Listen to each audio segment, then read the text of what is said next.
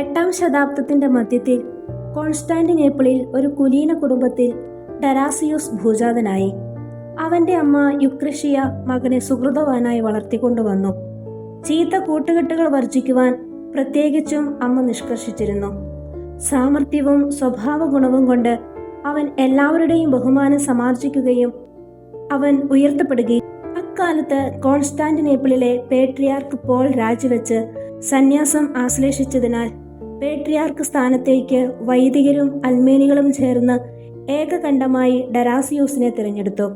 പ്രതിമാ വണക്കത്തെപ്പറ്റിയുള്ള Constantinople സഭയുടെ നിലപാട് തനിക്ക് സ്വീകാര്യമല്ലെന്നും തന്നിമിത്തം ഒരു സൂനഹദോസ് വിളിച്ചുകൂട്ടി ആ തെറ്റ് തിരുത്തുകയാണെങ്കിൽ മാത്രമേ പേട്രിയാർക്ക് സ്ഥാനം ഞാൻ സ്വീകരിക്കുകയുള്ളൂവെന്നും ഡെറാസിയൂസ് നിർബന്ധിച്ചു പറഞ്ഞു.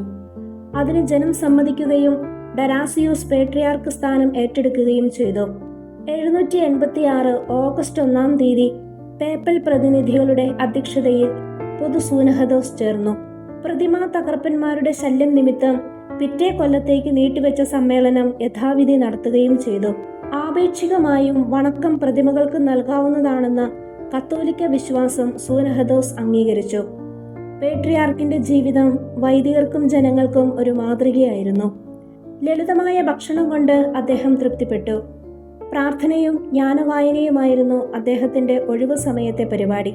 ചക്രവർത്തി തന്റെ ഭാര്യ മേരിയെ ഉപേക്ഷിച്ച് ഭാര്യ സഖിയെ വിവാഹം കഴിക്കാൻ ഒരു ശ്രമം നടത്തിയെങ്കിലും പേട്രിയാർക്ക് ഈ അകൃത്യം അംഗീകരിച്ചില്ല. തന്നിമിത്തം അദ്ദേഹം വളരെ മർദ്ദനങ്ങൾ അനുഭവിക്കേണ്ടി വന്നു.